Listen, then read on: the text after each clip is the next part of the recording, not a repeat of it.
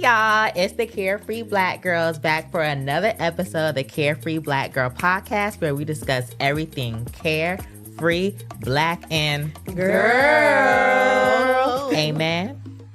Amen. Okay. Amen. Okay. Okay. Oh, I thought I was about to say let the church say amen. All right. Well, y'all know it's your girl Hazel Harvey, the realest of the real, the doll of the hour. And I'm going to pass it to our new girl, Mika. Hey y'all, it is the Mika Lee, writer and book reviewer. Ooh. First time saying that out loud. She's going to be on the star. It's your girl, Leslie Latrice, a.k.a. Big Les, your favorite veteran turned entrepreneur. And it's your girl, Dr. Phoenix Slugs, Theory Fairy, Fantasy Baddie, Blur Historia. I missed y'all. We missed y'all too. So we gonna jump right in, literally, because we talking about wrestlers and WWE. The Carefree Black Girls of the week are our beautiful baddie. So first off, we're going to talk about Bianca Belair, the EST of WWE. She's known for using her hair whip. I got her Funko Pop at home, so she be slapping them folks That's with her the one hair. with the ponytail all the way down. Come on, love. Yes. Right. Be slapping them folks with her hair. Period. And we just recently learned the EST stands for the strongest, the baddest, the best, all the good things. Love that on the black woman. Yes. You hear me? And also, Jade Cargill. She is from the AEW, and she is the WWE title holder. Come on, Jada. Okay. Also, a little fact about her: she has her master's in child psychology. So we here, you know, with the That's mental right. health. We here. Okay, Twinning that's my in girl. there. We see each other. We see each other. And then last but not least, we have Trinity Fatu. And she came from the TNA Independent League. Yeah. And so I just want to give a shout out to the girls. Also, what I love about them all is that they really be putting that shit on. Yes, Like, definitely. if you ever watch a good while they what they do. They always give the looks. They always give the body, the makeup, the hair. Because like, one thing about a black you know? woman Yes. is we gonna do it, and we gonna do it 10 times better every single time. Amen. Absolutely. Amen. And Definitely. definitely shout out to Miss Trinity, because I remember her from, because I'm really not a wrestler fan, but I watched the show. I can't remember what the title was to save my life right now, y'all. But if y'all remember the wrestling all-female ensemble reality show, it was called Something Divas. Okay. Something Yes. Divas. I know what you're Divas. talking. I know what It you're had talking about. It was like, I don't know if it was WWE Divas or something like Yeah, that, but I it know was what on you're talking it was on about. the channel E, and they had that reality show. That show was so good to It me. was a Like, good I don't, show. you know, I'm not really into wrestling, you know, but baby, I Yeah. saw that reality. Y'all know reality TV girl. Yeah, so that's- baby, like that's that show was your really man. good. Shout out to her. That's what I knew about her. She was giving it. Yeah. Yes, and shout out to her definitely, because I think she was kind of like the only one that was representing like really chocolate girls within Yeah. the wrestling field. Yeah. So that's a shout out to Trinity girl. Yeah, I love that they are challenging femininity because they are so athletic, but they also are very feminine. They exude black woman. I think it's really good because we talk about body types a lot too. We also don't talk about how society has tried to masculinize black women, especially women like Serena Williams. So I love seeing them put that shit on and look good and be strong and be feminine and. So shout out to y'all. Put a period and a stamp on that. Okay. All right, y'all. So we are going to get into the girl segments. Okay, girl.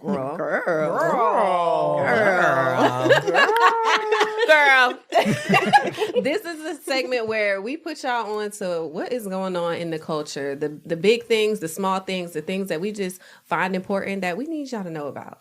And the first thing we're going to talk about is basically AI. AI is taking over, but more specifically, AI influencers, right? So we know that, y'all know I'm an influencer, content creator, all the things, just went full time this year.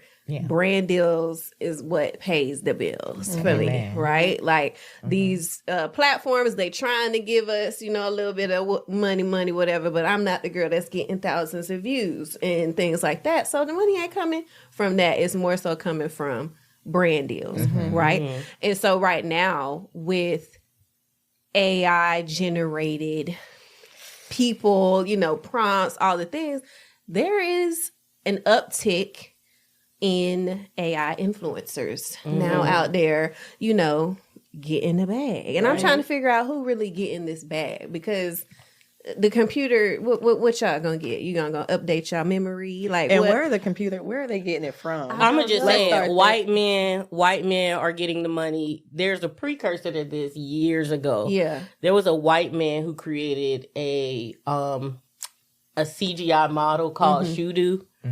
And she was a black woman, and she was getting play and deals from black businesses and black, basically what you could sell to black people are like, person. oh, it's representation, but we have to have like a nuanced conversation, because the money was going in his pocket. Because if it ain't going to a black person or back in the black community, then and how can someone that's not black sell something for black people? Because it's still, the AI system is still very like jacked up and like even giving back accurate information. Right. You know what I mean? Especially when it comes to like cultural things. We're talking specifically about black women and AI influencing. And honestly, it's just like there's always a disparity when it comes to how we get these deals, how we get paid, how we're represented in the community, and all the things. And so the question I pose, in which I'll answer to, is like, how does this affect creators, but more specifically black creators who are already, you know, not getting their just due in this field? And I think that to the point that you made is like, I guess I feel like there's some duality in my response, but I think I'm leaning more towards like, I don't really like the idea of having AI influencers at all. Because it just... But what are these AI influencers that we're talking about? Because, you know, like, I know, I haven't finished the new season of Black Mirror, but, you know, girls is giving... to the moon.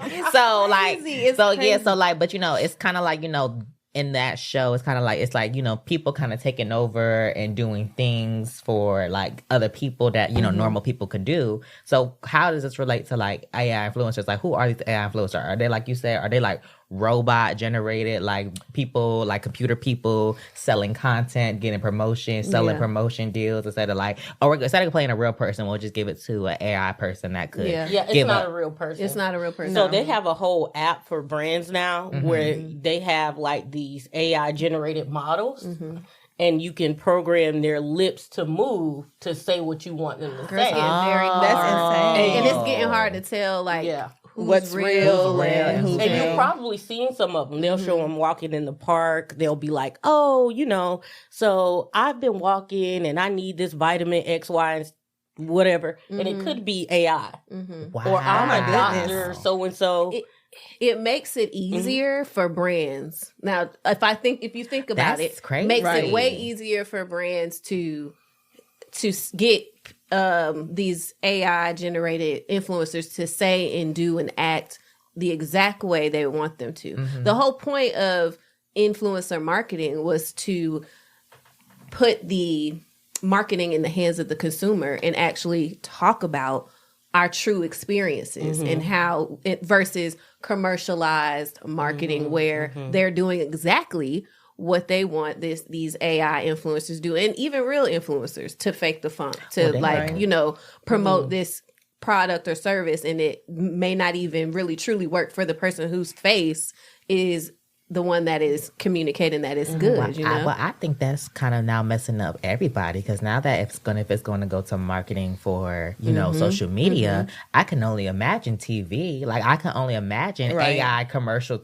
like AI commercialized TV. Like, you know, oh, get the new Swiffer, and it's a whole AI person. I'm like, wait, hold up. That don't look like no regular person. Girl. So that's actually kind of scary. So it's really kind of scary. Like, and you know what's even scarier? One day you may see one that kind of looks like you, because when you are on certain social media platforms, you consent to them using every image you put on there to train their AI. People put their little pictures in the prompts, like the people put their pictures in the prompts, like in ChatGPT, because I've done it a few times. So, you know, I have done it, but I think about that too. Now they have it. And then when you post stuff on the internet, now they have it. It's just a matter, like, anybody can take that information and make what they want to make out of it, you know? There are some things you can do. Like, there's an app called Glaze where you can put, like, a code or some sort of distortion over your picture. And so when AI tries to pull from it, it can't do that. A lot of artists are doing that so that their art styles aren't stolen. Because also this really affects artistic influencers really heavily, because while we're talking about like authentic experiences, there are artistic influencers who do like commissions and they make work. People don't really want to hire them anymore because they're like, bloop. I can put it in. X, Y, and Z. So all in all, I think that this is it's going to it may benefit those who want to pay, right? Like, it may benefit these brands and stuff more because they have different goals, but I don't think it's going to benefit us, like, as a consumer, as an influencer, as a creator. I really don't think it's beneficial for us to have any sort of AI influencer. Now, the system, I use it, so I ain't gonna hold you. It's helpful in my business, but as like this, I guess this system that then can take over as its own personality and visually, all five senses, be a human, a fake human. I'm not for it. Yeah, I feel like, as in giving information and like to suggest like on what to do and like, you know, what should I say or how should I explain this? I think those are great. But we went from generating words to generating people. Yeah, it's going too far. Right. Well, I think the issue is we really at some point have to have true legislation about the boundaries of AI, how it impacts real people and also the environment. And we just don't have that at all. So right now we're in a stage where it's the wild, wild west. And eventually we have to choose community. I'm getting a little woo-woo. Like, we have to choose, okay, I'm going to commission an artist for a logo, even though it's a little more expensive, because this helps for Black people, when we get into finances, circulating income in our community. And so eventually I feel like we're going to have to connect the dots. But right now, like I said, it's wild, wild west out there. Yeah. And my message to those people that are trying to go out the easy route, baby, listen, simple is cute, but it's all about authenticity to me. Like, AI work ain't going to be like someone's genuine creativity. So before you decide to go the AI route, baby, get that authenticity, baby. Period. Well, speaking of money, coins. Okay, April is also Financial Literacy Month. All right, so let's get into that money talk and everything, and the money trauma that's in the Black community. Damn. You know, let's talk about it. Just smack us in the face. Right, I'm gonna hold your hand when I say this. Nah, I will say, right, hold my hand. Y'all, I'm working through it. This is the year I'm finally like taking charge and like opening up different bank accounts and, you know, like learning, you know, having money here, having money there. Yes. That's one thing I didn't know, you know, growing up. My mom was like, you know, just make sure your bills paid. They always told us that. Right. Make sure your bills paid. But then, all right, what if I want to have a little bit of fun? You know, how do I balance that? What if I, you know, want to do something extra or have kids, you know, have a pet, go out for a little drinky drink or something. A little drink. You know, how do I balance all of that? Yeah. So but now I'm learning. But like, I feel like even larger than just our day-to-day lives, right? Like that's the first, I feel like that's like the first thing, like, okay, mom, dad, teach me how to save my money. Let me get my allowance to use it on things I like. And then as I get older, what do I need? And how do I pay for that? What are good jobs? What should I expect when I go and get hired or interview for a job? It's like all the things I feel like I never knew because these weren't conversations I had with my parents. But also, my mom was military. So these things she learned in the military, and the military kind of spoils you. Like, we don't get the same, you know, I guess, treatment as going into the civilian sector as you would on the military side. So maybe these conversations were ones she didn't know to have. Right. But also, as I got older too, same. Like, I downloaded personal finances for dummies because I need to know what I'm doing. And it's like we have to teach I had to teach, I speak for myself, and I'm sure there's people out there who've been through similar experiences and having to teach ourselves how to become financially free. And having a good relationship with money. Yeah. I feel like that's something that we miss out on Black people, as Black people. Being that, you know, growing up, you know, just doing the bare and just doing enough to get by. Now it's like, okay, you have this money. Don't go and just, you know, spend it. Because before it was spend a check, get it right back. Okay. You know, but now it's like, but that was me having a bad relationship with money. You know, but now that I'm able to actually be grateful for it, understand that, baby, you work hard for this little coin, you know. Take better care of it. Just don't, you know, just go out spending it frivolously, you know? Yeah. Well, I would say, like, to the parents, like, I just think, like, the parents and, well, us in our generation that's, you know, becoming parents or already parents to young kids and babies, you know, get, you know, like she said, get the Financial Literacy Dummies app and, like, really learn for yourself. Because I feel like, well, for me, growing up, you know, shout out to all my, you know, BNG ghetto hood kids. Because honestly, like, my parents was always like paycheck to paycheck.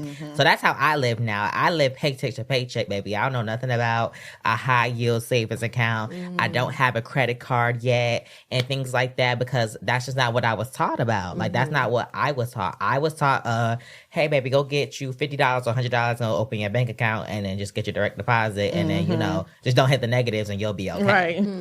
So, you know, I wasn't taught that. So, and I don't feel like I need to go ahead and learn for myself to get those kind of things, because I just feel like, you know, I'm good where I'm at, but I could be so much better. And I feel like that's but also, even just if you're a young adult who grew up in the hood or in the ghetto and just like live paycheck to paycheck, you know, food stamps, you know, welfare, all those things, you know, just take the time for yourself to invest into those classes or learning courses or even online free stuff where you can learn for yourself how to, you know, get your financial better, because you might be doing stuff that could be done way better. And you might be saving more money or earning more money that you don't know about. So I just say, you know, for the hard lock life kids, baby, go out and do your investment, but also teach this new generation too.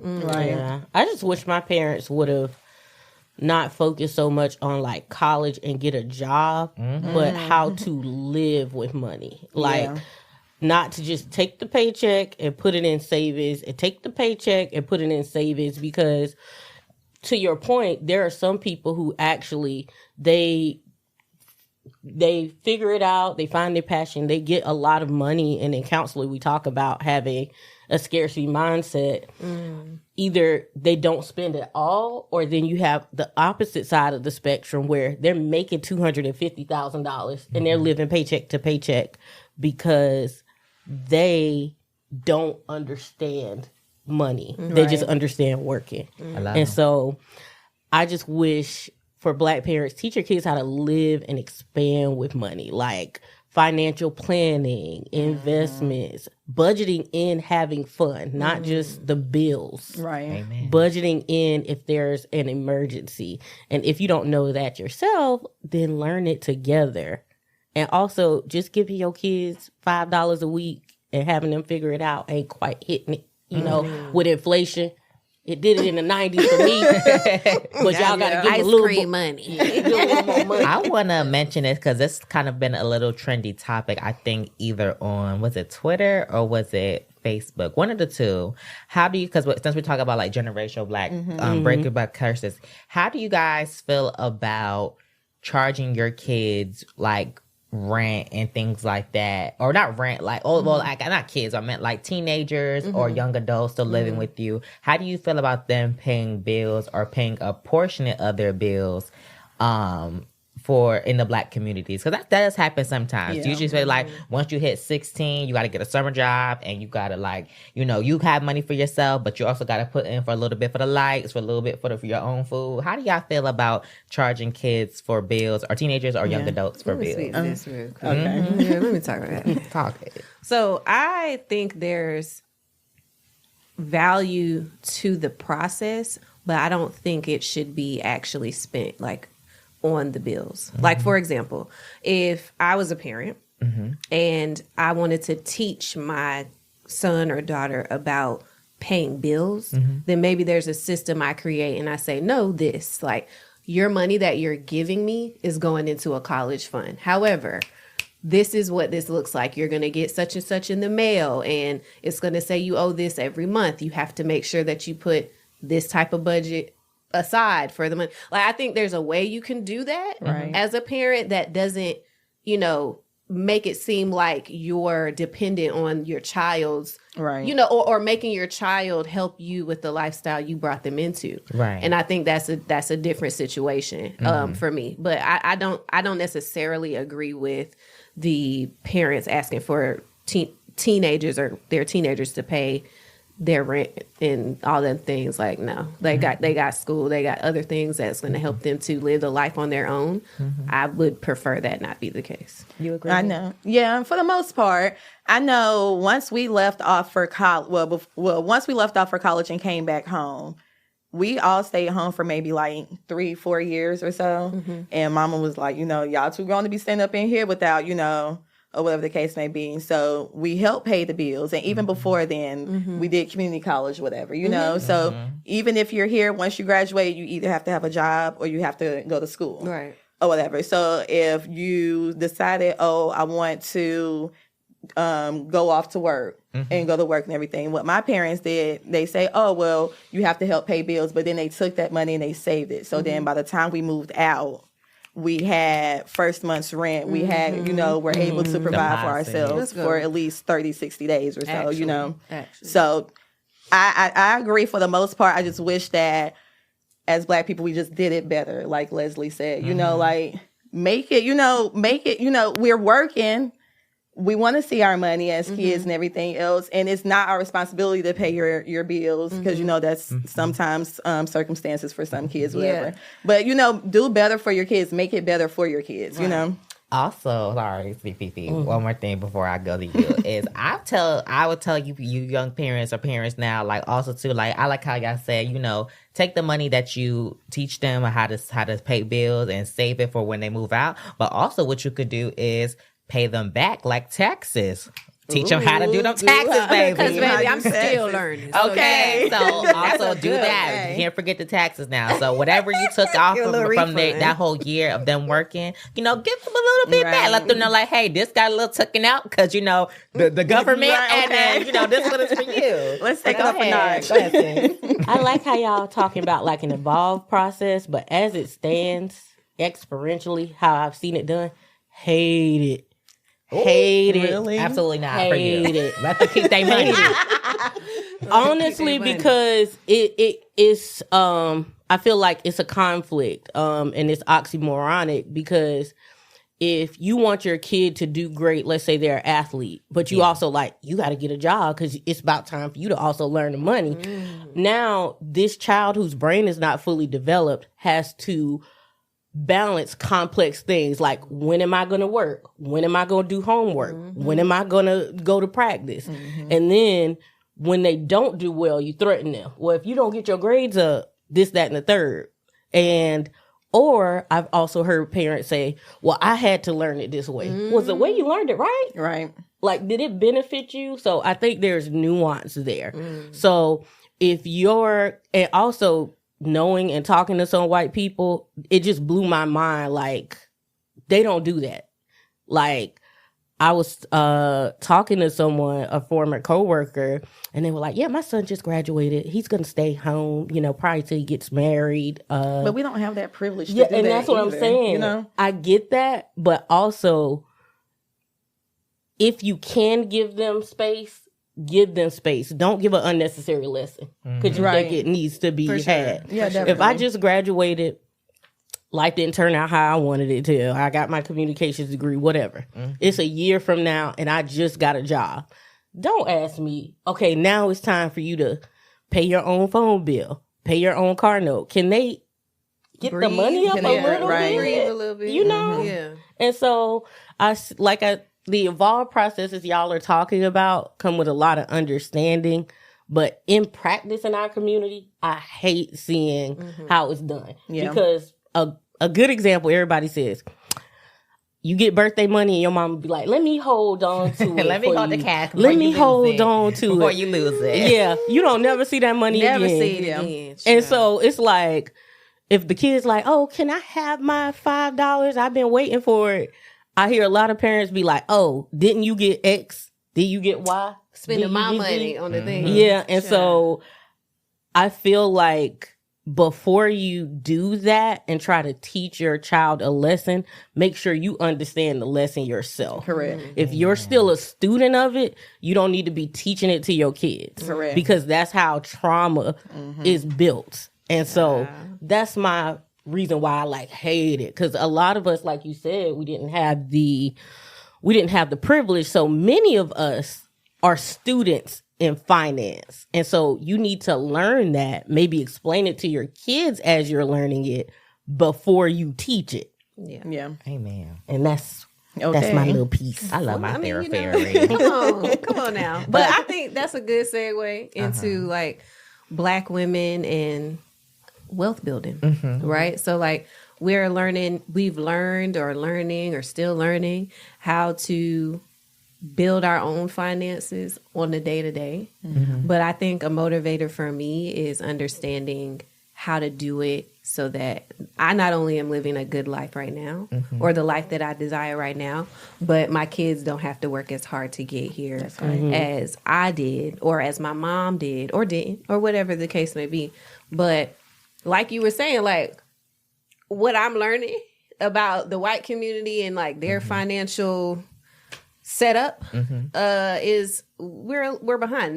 Not always because of us, right? Not because of us, but in some cases I think there's things that we can now learn that we haven't quite taken advantage of, and that goes with investing our money and or putting our money in high yield savings accounts and saving and things like that, because I know my grandpa probably still had the shoe box. You know what I'm saying? The hole in the mattress. And some people still have that because they're scared of the banks and losing their money and all of the things. And so there, like you said, there's so much trauma behind building wealth for us. Yeah. And I think you're doing what you said, opening various bank accounts and having your money in different places but it takes actual work. The same way we work on self-care, self-love and all the things and learn from various experiences in our lives. Financial literacy,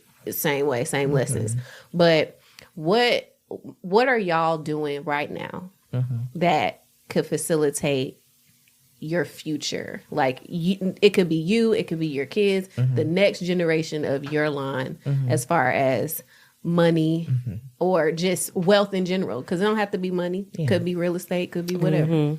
A video and a person that really sits with me that I would love for y'all and anyone watching to listen and watch to is Candy Burris talk about life insurance and how she invested so much into her life insurance. So when she's gone or anything like that, her kids and her, her kids and her babies and her family is set up because, and Candy Burris is a woman that gets the checks, the job. She's about her business. So she's doing it the smart way with investing it into her life insurance. So I feel like that will help break a lot of generational curses if we all learn to invest into our life insurance to see what the people that we love can get back. I'm in the state of excuse me, of, you know, talking with my dad about all those things about what I'll be getting when he's gone, which is kind of very touchy. And I know that could be touchy for a lot of people, but I do think it does help. It does give that foundation for people to really start and think about what they want to do with that money when they get it. Don't be crazy and go spend it on a yacht, a trip, and X, Y, and Z. But, you know, do it like either that you can even take their insurance and put it into yours and pass it on to the others that need it. So I say that. Make sure y'all start investing or looking into at least, you know, life insurance and things like that, especially with your own parents and like, you know, let your aunties, uncles, cousins know, like, yeah, you need to be talking about these things because anything can happen to drop a dime. For real. The right aunties and cousins. Okay. Not the I think for me, and this is kind of like a woo answer, but also working through like my trauma of like, I'm a maximalist, obviously the way I dress, but also like I've learned that you don't have to live that way. So de-influencing myself from I need new clothes. Do I need new clothes, or do I really just want to wear purple and I ain't got no purple? That's what you know is. Yeah, like challenging myself with like, I donate clothes, I get rid of things. I started something with myself because I like clothes. I do not buy new clothes until I donate or give away clothes and need clothes. Like slowly getting rid of the excess of like just doing stuff like that in my life. Do I need a new phone, the newest phone, or do I want it because, you know, an AI influencer told me it was the bee's knees. So one of the things that helps me with wealth building is slowly realizing what I need more of and what I need less of. Like I'm not paying for a life that I don't even want. Like for me, for a long time, my family was like, "Oh, you gonna be a doctor? You gonna be rich? You gonna get a big house?" I don't even want a big house. I don't want that. And I know Cash Doll, she talked about money, and she said one of the things she regretted the most was buying a mansion. She bought this mansion, and she had all her family living in there, and she said it was just a terrible like investment of money for her. And that's an example of thinking like about cleaning it stresses me. It's a terrible example of paying for a life that you've been influenced to have. Like, I've made it, so I need a mansion. I made it, so I need to get my mama a car. Yep. And so really examining your life and making sure that you are investing in the things that are going to be long term. Like for me, one of the largest things, like I said, I divested, you know, from clothes and stuff, is making sure I have enough money for that deductible for insurance and stuff, honey. Making sure my health and stuff is good. You always gotta have because that's important to me. Making sure you're paying for things that are important to you, and not that you just kind of had this notion of I always wanted something. And also my family does have a little teensy bit of land that I want to keep stewardship of. I don't ever want to sell it. I be like acting like I'm on soul food when they talk about it, like, we ain't selling Big Mama house. So, absolutely not. Because I feel like for Black people, having some ownership of land and homes, even though the market's a little cray-cray, is still very, very important for long-term generational wealth. So that's what I do.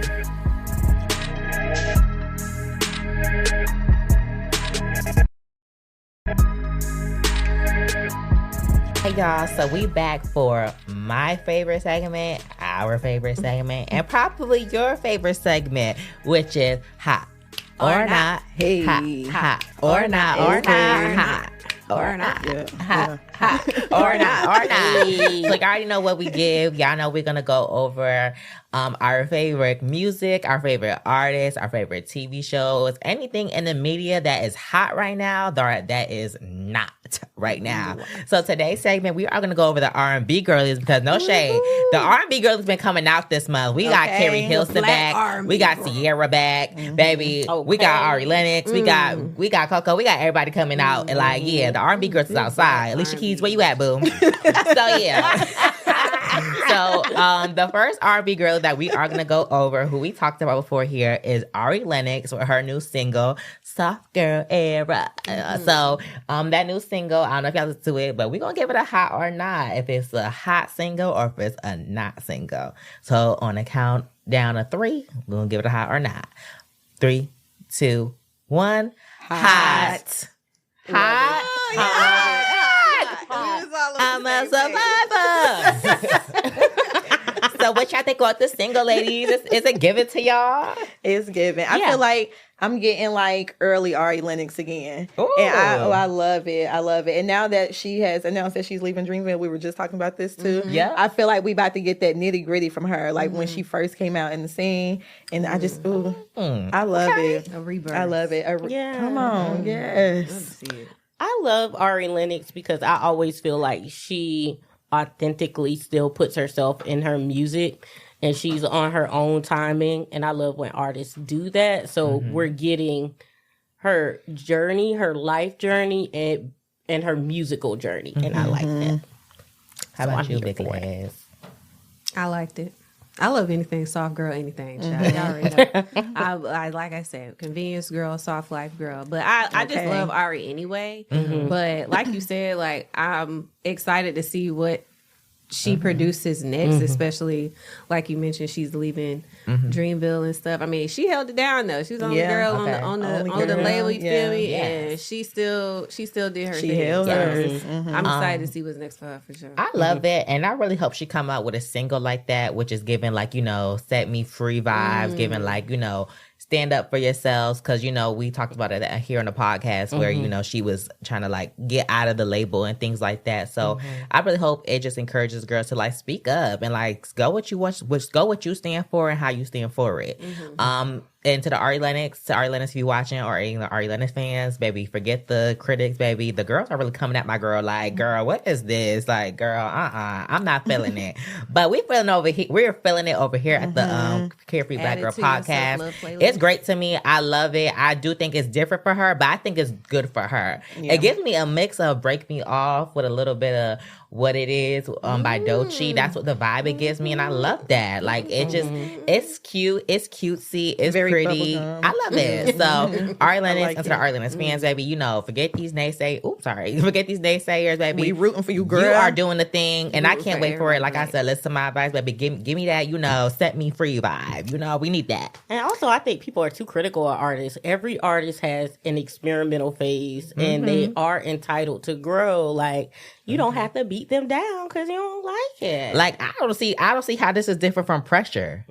I don't see how this is from your eyes on me, your eyes on when you got that pressure. Like, I don't see how it's different. So, girl, get out y'all feelings and get in y'all bag. But anyways, next up is our girl Coco Jones with her new hit single Taste that is sampled by our girl yeah, Miss Britney Spears. I eat that up. So on a count of 3, we're gonna give it a hot or not. 3, 2, 1. Hot. No. What? Oh, I was quiet because I didn't want I didn't want to get called out. I thought y'all was gonna say hot, so I just put my head. Why? 3 knots. 3 no, knots. I ain't seen that. 3 I knots heard and 1 this hot. yet. So defend your girl. Defend your song, girl. Why y'all aren't defending? First of all, Britney Spears, love Britney. Oh, baby. Okay. She's not feeling it. That sounded kind of good. Yeah, okay. I'm sounding like something. No, you was in but it. I feel like Coco Jones, like, we getting out of that Disney. Like, I feel like she's stepping into her grown woman a little bit. And I feel like Taste is what's given. I know some people like, no, this is not her. It's too sexual. Let that girl be sexual. It was about tasting what? What was about tasting? No. Listen. But I want her to get in her bag. Step it up. Like, we know you can sing. We know that. Yeah. Period. But, I'm a stand put a little, I'm a stand let her put a little on something. it, Yeah. What you standing on? You ain't said nothing. Okay, so listen, Coco Jones, as a human being and as a beautiful Black woman, I love you, okay? But her voice is not for me. Like, I don't connect to her music. Ooh. Okay, I respect that. I don't agree with that. The producer has walked out. Listen. You can sing down. You can sing down. I'm not saying you're not talented. Yeah. I'm not saying your music's not good, but the music, like, you know, I'm kind of a blurty girl. So, you know, when SZA be dressing up like an alien and singing and stuff, see, that's me. Mm-hmm. You know, I get you though. I get you. It's just one your palette. Yeah, okay. It's like, you know, that's okay. Yeah. Everybody ain't a J. Cole fan neither. So yeah, I'm concerned about you, and I really second person that can actually sing that you did. You get what I'm saying? I want to be side-eyeing you. Who was the first? You didn't like Tyler, and she can sing. Tyler, we're not going there today. Listen, Next. for me, like I said, I I don't agree with that statement. I love Coco Jones. I love her music. She can sing. I just don't think that this wasn't my single. This wasn't my favorite single. That was all. It just wasn't my favorite single. I don't know if it was a sample or the way it was written or it just didn't hit for me. I think it was a sample. I think it was just a sample. I just don't think this was the sample with the music was. Just it didn't connect with me. So that's why I love her down though. Her album come out, I'm gonna listen. It's probably gonna be a hot for me, but the single, I will listen to Tyler for Coco Jones. Okay. That is insane. All right. Bless girl. Baby. I'm just saying. I'm just saying. Well, for me, this is kind of a throwback, girl, because this girl brings me back to my high school, like when I came out and started transitioning kind of vibe, baby. Mm-hmm. So this girl, if y'all don't know her name is Raven Lene. She is kind of an alternative R&B baddie. She makes kind of alternative music. She just recently came out with a project. But I just listened to that project. I know her from like 2016, 2017, 2018. You know, her hit song, Sticky. She's actually the first person that introduced me to Steve Lacy with their song, Computer Love. So yeah, she's been a great girl for me. So we're going to give Miss Raven Lene just her flowers as an artist, a hot or not. So 3, 2, 1, hot. Yes, She's a hot girl, no shade. Like, if y'all really into like the alternative R&B and just kind of like, you know, honestly, not even alternative. I consider it almost a little bit of neo soul indie, a little bit too. Like that's your kind of like I a was Solange, like you know, Prince, Duran, but not Duran, that type of era. Duran, but so I say go give her a listen. Have anybody else was y'all been rocking with her since that kind of era, 2016, 2017 era? I haven't been rocking with her that long, but I love her sound because, like I just said, that's my thing. Okay, not to real quick, y'all really be like. Listening to R&B and be like, let me add Coco Jones to the mix. No, I ain't gonna hold you. I'm a '90s R&B girl, so like I don't know if I would do that just because of that. But I like Coco. I'm just saying. See, Raven Lene, we in there. It blends with everybody else. But I'm just saying. I'm just saying. I respect it. My girl just had to throw it straight in there for Coco. I'm telling you. I love you, Coco, though, girl. You are gorgeous and your voice is powerful. Don't. That's my dog. I'm just saying, I ain't hating. If y'all didn't catch Kiki and Coco's podcast episode on This Is Kiki Palmer, or Baby, This Is Kiki Palmer, y'all need to watch that because they are a duo. But Raven Lene, how y'all two ladies feel about her? I listened to her and I really liked her. I like her. She's a hot. Her song, what is it? Love Me Not? Is that the name of it? I think, it's been on repeat. I fuck with it. I like it. I'm a stand for anybody who pushes boundaries. Yes. Like, especially like in this era where I feel like my girl was saying, like we kind of getting conservative. We trying to conform and do what everybody else is doing. I'm for the girls that want to just push themselves, regardless of whether they stay there. I'm a grow with you, grow with me type of girl. So if that's what you want to do, baby girl, I stand for you. Okay. Well, that concludes our R&B girlies, hot or not. Regardless if you think these girls are hot or not, support your local and your mainstream local R&B artists. And baby, Summer Walker, this is for you. Come on now. I ain't trying to be depressed this summer. Give me that album. My girl dropping a single on May 2nd. Make sure y'all tune in. Okay, tune in. Love you, Coco Jones. I'm so saying. Don't be mad at me, girl. From all the All right, now we about to get into the next segment, which is the girls to watch, the new hottest girls on the scene that y'all need to be watching out for. The two new hottest girls on the scene, especially for the Gen Z era. Y'all know I'm the youngest girl in charge. Got all the youngest call us old? I'm the youngest girl in charge. Anyway, the two girls that we are going to mention is YK Niece and Pluto with their new hit single out called Wham Whammy. So this song got really popular on TikTok, especially with the slogan they got. It's called Lululemon. Y'all know Lululemon has been very popular these days. So, baby, the song, the hook, also shout out to YK Niece because her part, I'll talk about in it. It's going really viral. Okay. I'll talk about in it. I'm clicking now. That's going very viral. So, yeah, their song is really hot right now. It's very viral. But as y'all know, when sometimes, especially with this generation, when rap collaborations come together, especially when it's two hot girls, two hot parts, some competition gets in the middle of it, and especially with these labels and everything like that gets in it, it gets hot. So what started off, because they were friends before the song went very viral. They was kind of like Glorilla and Glossop. They was kind of like that, and they dropped this song. It went viral. Pluto got signed first, and people think that since Pluto got signed, her label is trying to kind of push her away from YK Niece because they're both separate artists. This was a collaboration song. They're not like a rap duo like City Girls. So since Pluto got signed first, the label's kind of like, okay, well, we want you to write your own song now to it.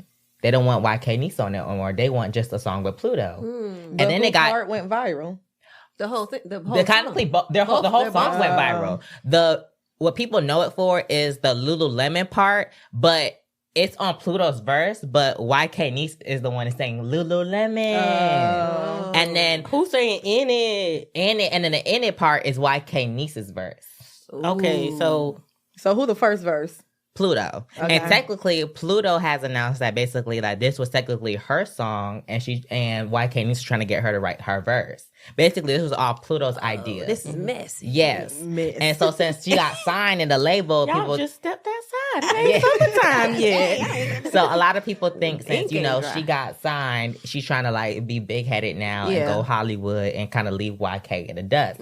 Also, what kind of sparked this is Sexy Red invited Pluto out. I don't know if Sexy Red or Sexy Red's team invited YK Niece out, but Pluto was the only one there at Sexy Red's show.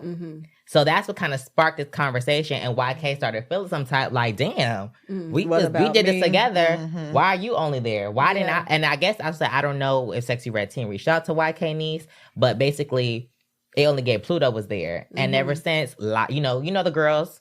When girls fall out, they go on live, talk about each other, start exposing personal business. I guess, honestly, how I look at it is these two ladies were never really close friends. They were friends because they did music. Yeah. They did the song. And then, honestly, Pluto got up first. And what Pluto said was she felt like YK Niece wasn't promoting herself very well. Because Pluto's part, Lululemon part, that's on her song. Like, she says, like, can't get no coochie out. The queen put some Lulu on his butt. And then YK said, Lululemon. But that's still her written part. Yeah. She just says the ad-lib to it. So she was like, yeah, like, I was promoting that part. And that's what got the song hot. And then people start talking about your verse, how your verse was hot.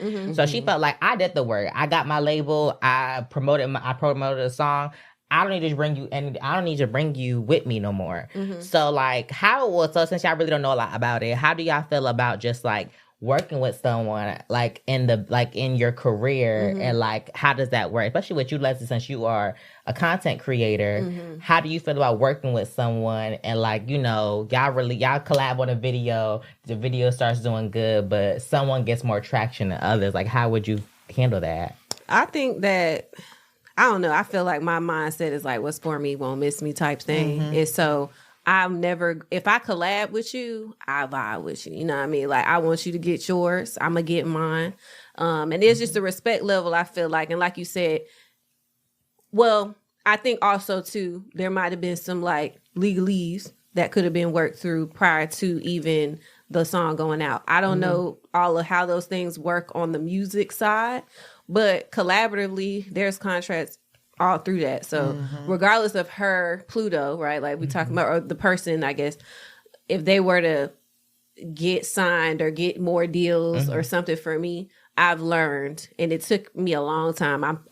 2024 learned that I have so many different avenues. Like my, what's for me won't miss me, and what I want to invest in, and all the things.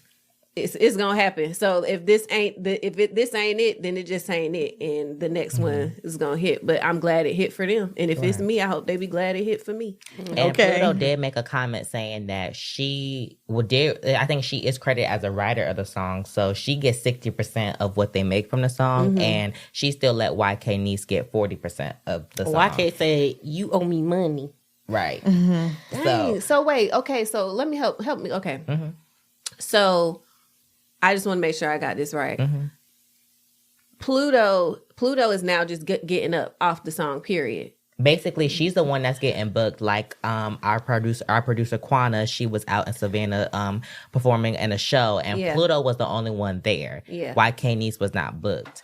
YK Niece is, though, getting booked separately on her own at events. But Pluto was the first one to get made Sexy Red and these major artists to bring her out. But she feels away. YK Niece feels away because of Pluto not doing her part to bring her along.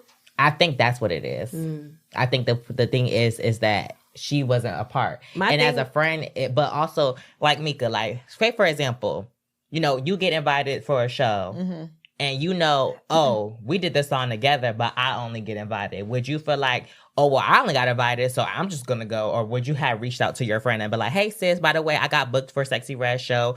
Let me reach out. Let me give you her team's contact so you can come out with me too. That's sticky. I mean, I see it as a friend, I see it. But if we're business, if it's business, my contract is my contract. My business is my business. Your business is your, it's two separate things, compared to, friendship. If you my girl, and if I'm looking at it that way, I don't mind bringing you along, but if it's business.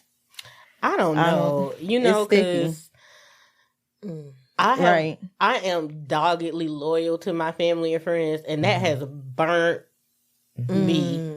And I'm not bitter, but when it's their time to be loyal, all of a sudden it's just business, And so I have learned that I cannot let my loyalty surpass my survival and my wealth.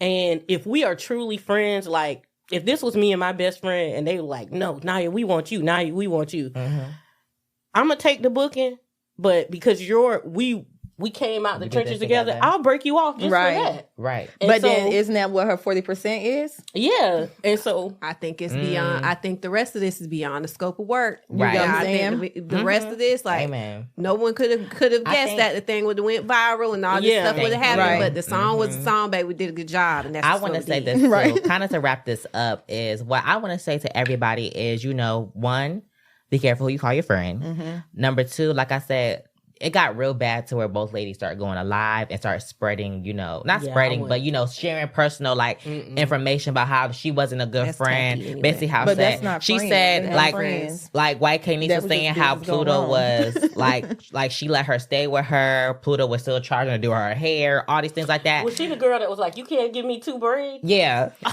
that was her. Yes. And she been staying with her for 6 months. Yes. I go that to say, because I'll be dropping a TikTok video soon, probably before this episode airs, is number one, watch you call your friend. Number two, I just say let God handle what's going to happen for you, because just because someone does something disloyal to you and they get to where they need to meet, don't mean God don't got a plan for you. That's right. I personally just don't believe in going on the internet and airing my personal friend's business or sharing how we fell out or things that they've done to me on the internet for the public to have kikis and ha-has and laughs and gasp about. So all I can say is, just watch who you call your friend. At the day, when it comes to business, there's no friends in the business. That's right. And also know when to let go. Yes.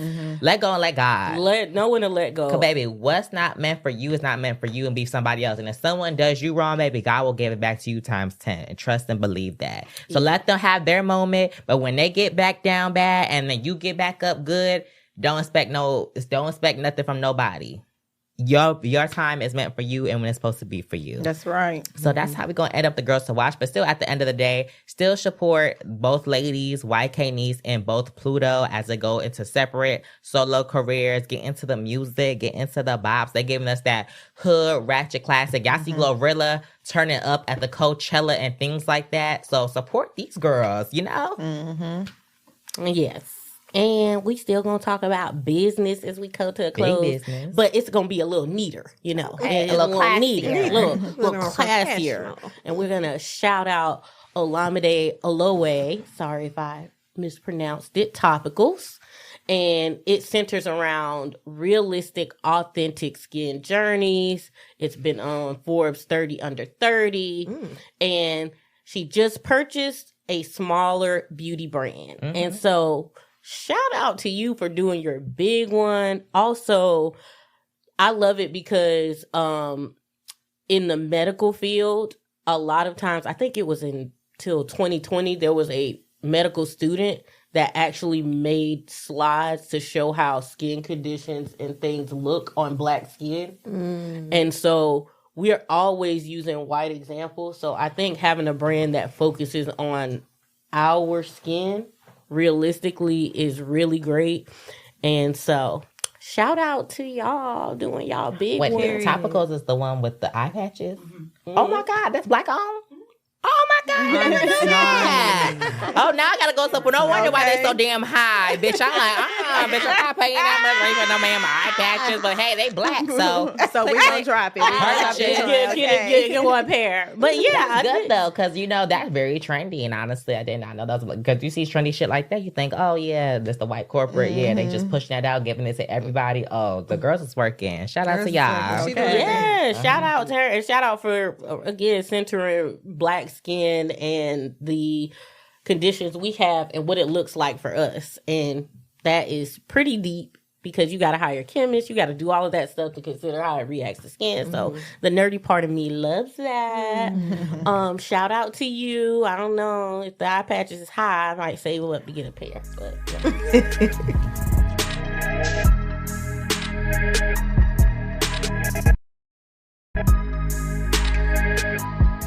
All right, well, this has been another episode of the Carefree Black Girl podcast. Again, I am the Mika Lee. You can follow me on Instagram and TikTok and Facebook at _Mika Lee. And send me them books so I can review them full. Yes, especially if you are Black authors. Come get reviewed by the Carefree Black Girls. My girl Mika won't mind sharing it. Okay. And it's been your girl Hazel Harvey, the realest of the real and the doll of the hour. You can follow me on all platforms at Hazel Harvey. Hazel, but with 2 L's, HARVE. Baby, I'm getting back outside in the field, so y'all will see me a little bit more on the TikTok, on the Instagram. Snappy chest. TikTok and Instagram, Snapchat and YouTube, slowly get in there. But yes, I'll be making more content, so you'll be seeing more of this pretty face. Yes. And the doctor of the hour. Doctor. it's your girl, Dr. Phoenix Lux, Therapy, Fantasy Baddie, Blur Historian. You can find me at Blurdy Love on Instagram, Phoenix Lux everywhere else. Also, make sure you check out the Care Salon. That is my counseling practice centering Black women and Black femmes. It's for us, by us. That's right. That's right. And y'all already know, it's your girl, Big Les, a.k.a. Leslie Latrice, on every single platform. And you can find me at my website, www.leslielatrice.com. Okay. So, come on a domain. Okay. So that concludes this episode of the Carefree Black Girl podcast. Make sure y'all stay in tune with the conversation at hashtag Carefree Black Girl Podcast. Y'all can follow us on Instagram, Carefree Black Girl Inc., and Twitter at CFBG Pod. Thank you to Revolt Podcast Network. Y'all know we are powered by them. So if y'all listening here on Revolt Podcast Network, shout out to you. Make sure y'all watch us on YouTube for us to get our beautiful faces. And if you're watching the YouTube, make sure you listen to audio on Revolt Podcast Network. You know what to do. That's right. Yeah.